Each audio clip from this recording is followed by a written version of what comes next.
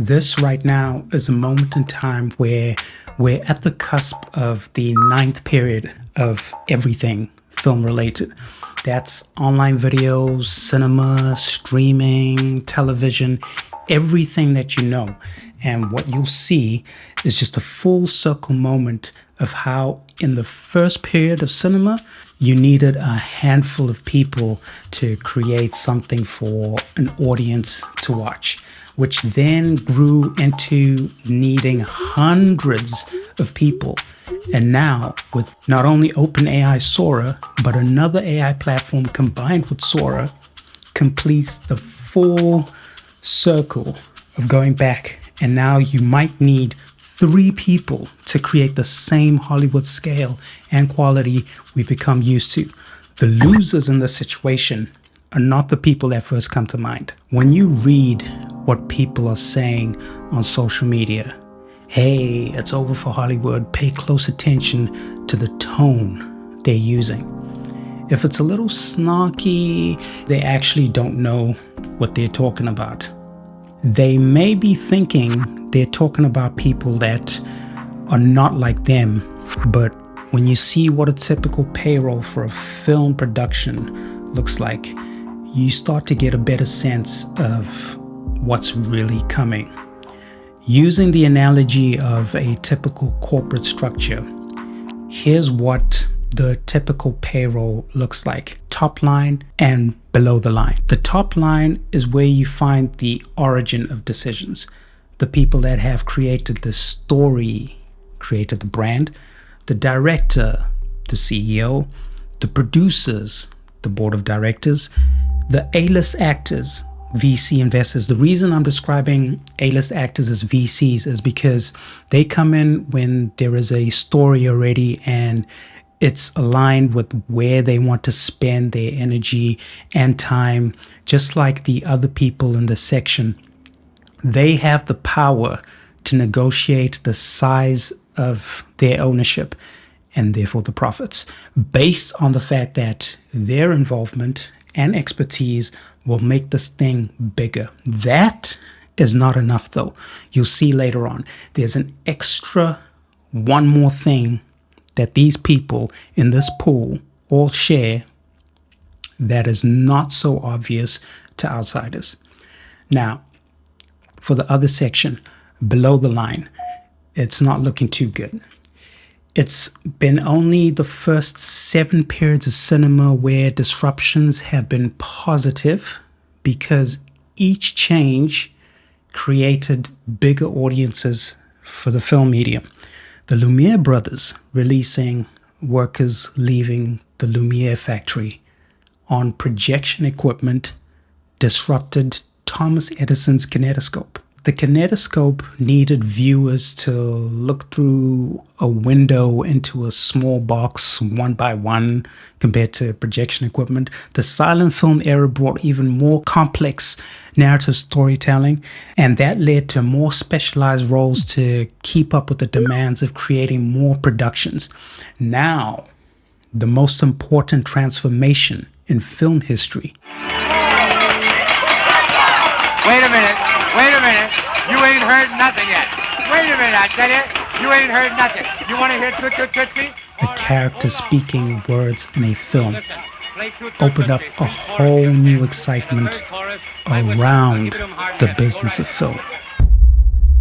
Big global beefs affected all industries. For survival, there were buyouts and mergers. Studios became vertically integrated, meaning they started controlling the production, but also the distribution and the actual showing of films.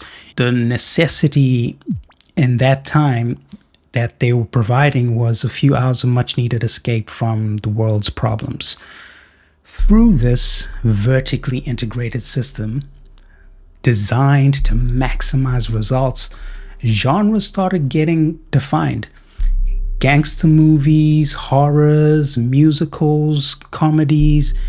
Then came television, which meant even more work for people involved in the day-to-day of actual physical production.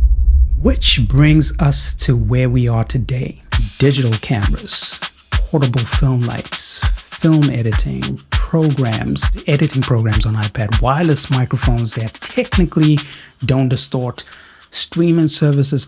It's only now where we're at the beginning of a level of disruption like we've never, ever seen before. Yes, there's been strikes to stop it from happening, but that was yesterday already. We're talking about today. That's how fast this thing is moving. What most people don't realize is that within the top line pool itself, specifically with producers, they've already been battle tested and seasoned in applying maximum efficiency when it comes to monetization.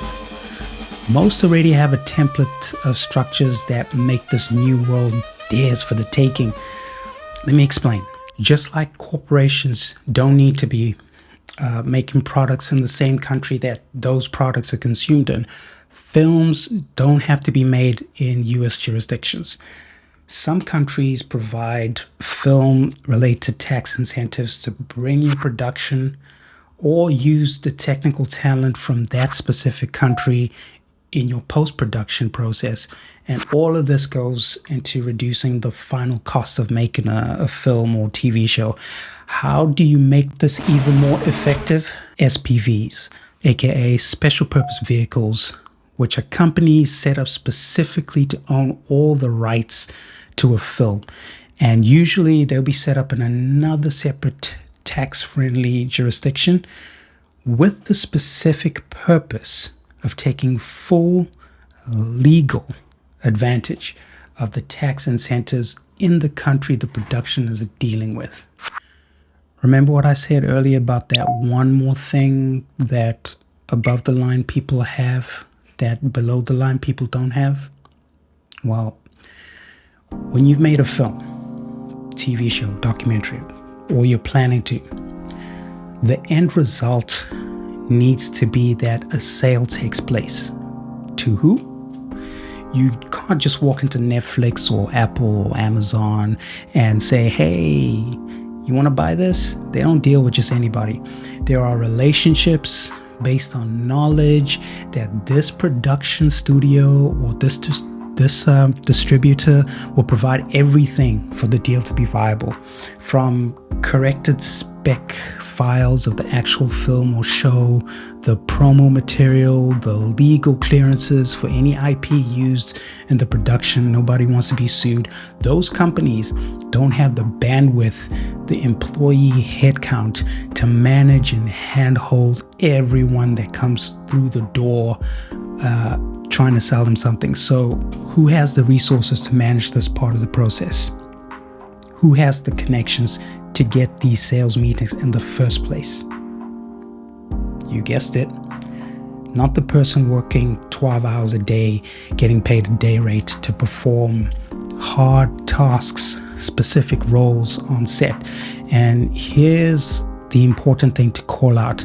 It's a lie as old as the industry itself that film producers do not have a creative bone in them. Here is a small example of real deal producers that are creative producers in every sense of the definition. They are also screenwriters, directors, top billing actors. Not only that, the top line pool of people have always been the ones using the most cutting edge technology of the times, just to blow our minds when we watch what it is that they're making. Before I show you the significance of where we are, here's a member of Singapore's Parliament speaking of where we were just now. Just 1 year ago, I had spoken about how, with increases in computing power, once you go from generating one make-believe image to 30 images a second, you go from AI-generated photos to AI-generated videos. I'd expected the technology to take another 2 to 3 years. As it happened, it took place faster than I imagined, within 10 months. Remember that video from OpenAI's SORA, the text-to-video technology? Days later, 11 Labs presented that same video using their new technology, text-to-audio.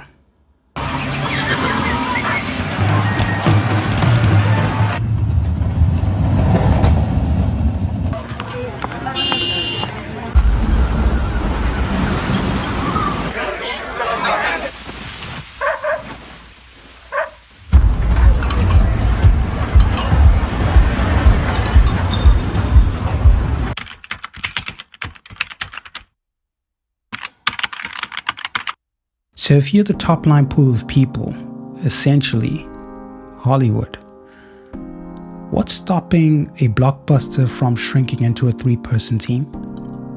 A producer with a network to sell to, a screenwriter, a director who edits. Remember, some producers are also screenwriters, editors, directors, all in one themselves. So what's stopping them from having a little fun with that? Would they want to though? Some may say there's magic to having human collaborators. And besides, would audiences want to watch 100% AI generated movies? Would you? What are we seeking anyway when we watch a video? Connection? One more thing. Days later, Emote Portrait Alive was released. This is audio to video AI. Remember that lady walking down the Tokyo street? Yeah, I think this is right now an inflection point where we're sort of, redefining how we interact with digital information. But, there is also, we don't know exactly what the future looks like. And so we are trying to make these tools available and the technology available to a lot of other people so they can experiment and we can see what happens.